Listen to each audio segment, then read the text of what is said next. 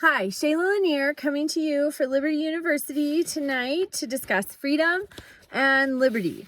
Okay, so Gregory McNamee wrote something for a Virginia institution, and he writes that freedom is the natural condition of humans, unfettered by debt or obligation in our primal state. He also says that liberty is not inborn, but instead is permitted by law or custom. So let's see if some of the great thinkers agree with him. John Stuart Mill has written a book titled On Liberty, and sadly he doesn't just totally define it, but he says the struggle between liberty and authority is almost as old as the human race. He says by liberty, it was meant protection against the tyranny of political rulers. So that would agree with Gregory McNamee that liberty was not inborn, but instead is permitted by law or custom.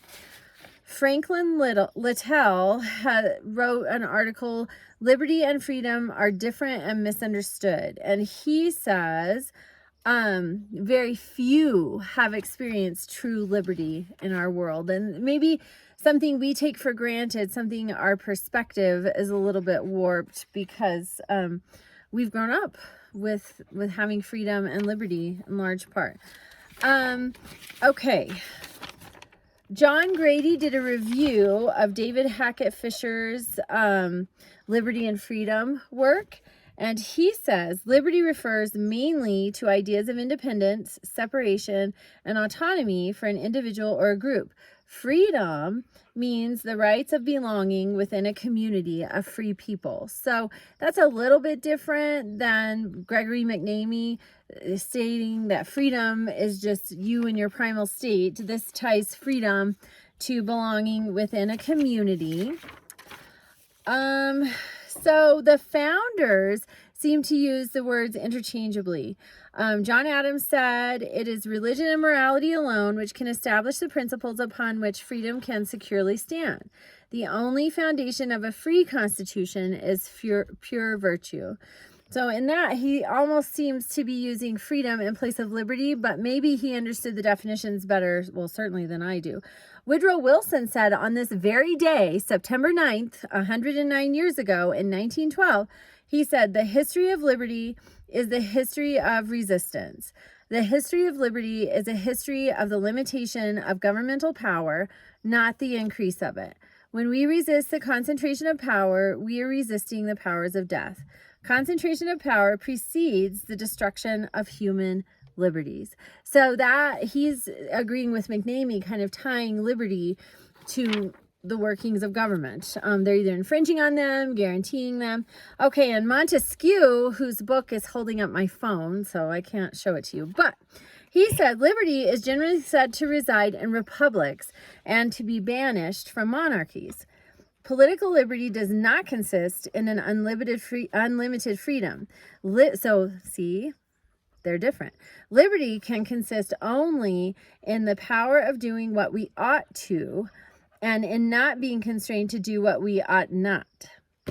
Liberty is a right of doing whatever the laws permit. See, so that gets back to Gregory McNamee. Liberty is permitted by the law, protected by the law. Freedom, we're born with it. Okay, if a citizen could do what they forbid, he would no longer be possessed of liberty. He would be in jail. Because of all his fellow citizens would have the same power. Political liberty is to be found only in moderate governments, and even in these, it is not always found. There's a little bit of that going on. Maybe all these executive orders, I don't know. Liberty produces excessive taxes. The effect of excessive taxes is slavery, and slavery produces a diminution of tribute. That's Montesquieu for you. Okay, and then just really quickly, Noah Webster wrote a history of early America. It's actually pretty good. It's pretty simple, but it's pretty good. And you can get this book on Amazon. And he says almost all the civil liberty now enjoyed in the world owes its origin to the principles of the Christian religion. The religion which has introduced civil liberty is the religion of Christ and his apostles, which enjoins humility, piety, benevolence, which acknowledges in every person a brother or a sister and a citizen with equal rights. This is genuine Christianity, and to this we owe our free constitutions and government. So coming to you from the farm, my phone is being held up by the tractor. That's what on the tractor steps. All right, so have a great evening, everybody. Thank you. Bye.